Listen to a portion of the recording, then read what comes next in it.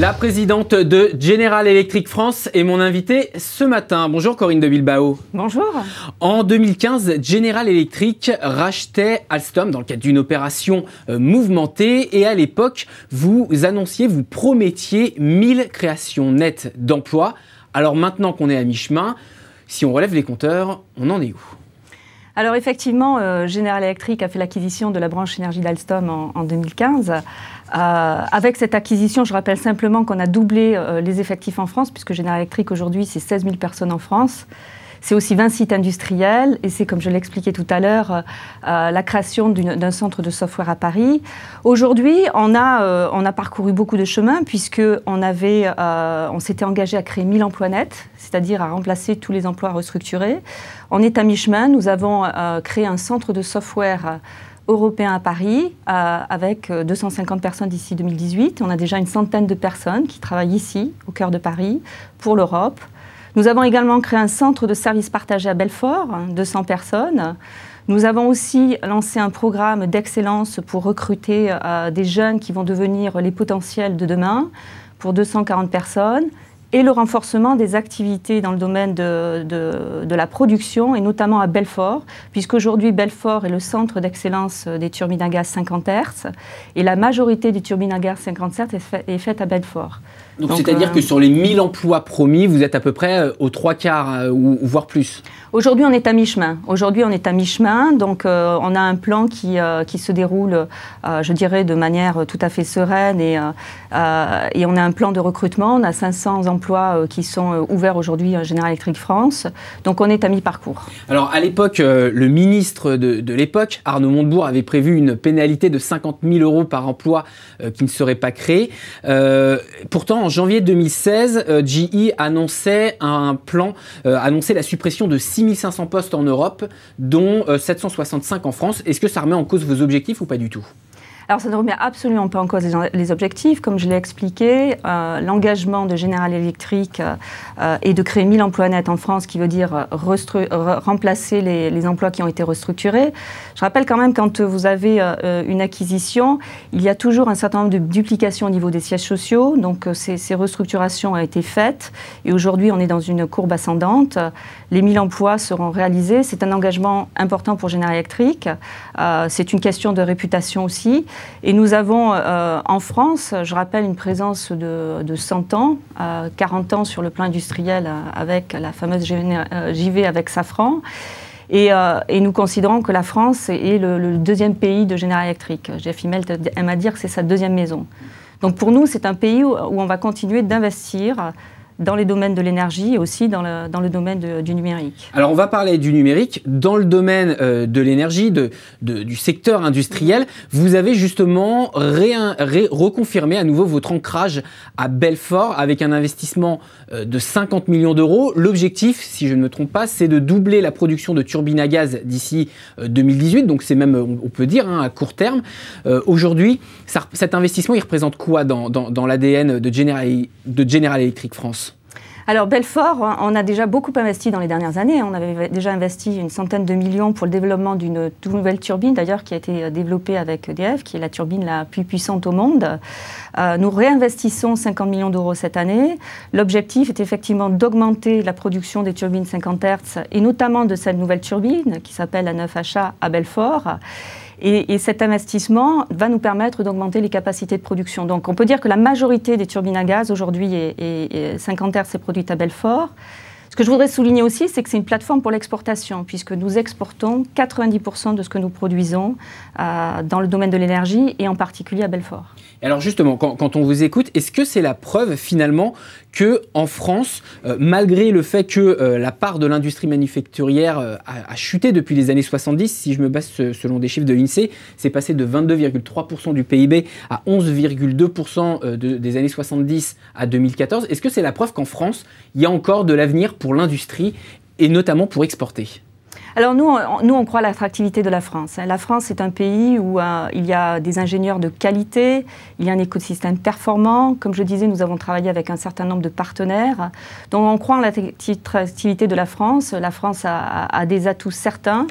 Et on va continuer à investir. On a notamment investi dans la création d'une filière offshore. Je rappelle quand même la création de l'usine Saint-Nazaire.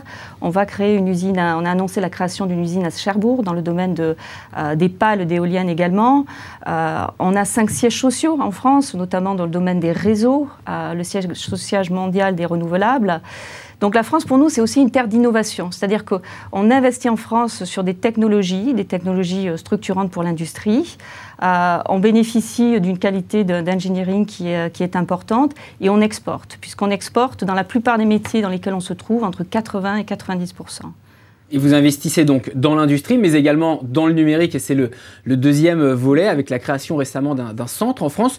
Votre objectif, donc, c'est de vous renforcer dans le digital. C'est une stratégie au niveau du groupe, au niveau mondial. Il y a quelque chose dont on entend beaucoup parler en termes de transformation digitale dans le secteur industriel. C'est ce qu'on appelle la maintenance prédictive, c'est-à-dire, par exemple, détecter qu'une machine va tomber en panne, mais avant qu'elle tombe en panne, pour agir avant. Est-ce que ça va transformer votre industrie et toute votre chaîne de valeur finalement?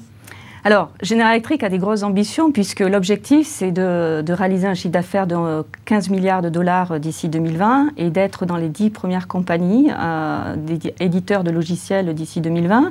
15 milliards d'ici 2020 contre combien aujourd'hui à peu près? 5 milliards l'année dernière. 5 milliards. Donc c'est un objectif important.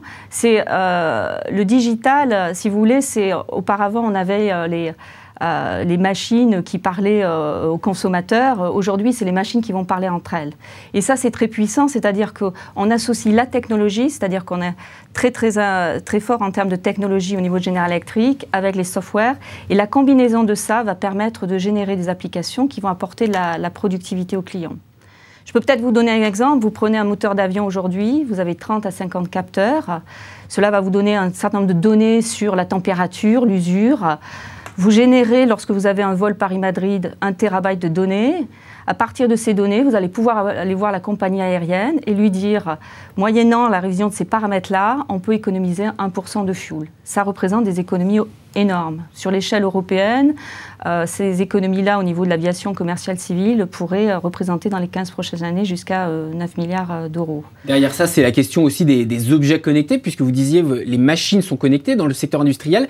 Est-ce que la France est aujourd'hui en bonne position dans ce secteur-là? C'est-à-dire quand on voit par exemple une start-up toulousaine, Sigfox, qui a levé des millions et des millions de dollars, d'euros.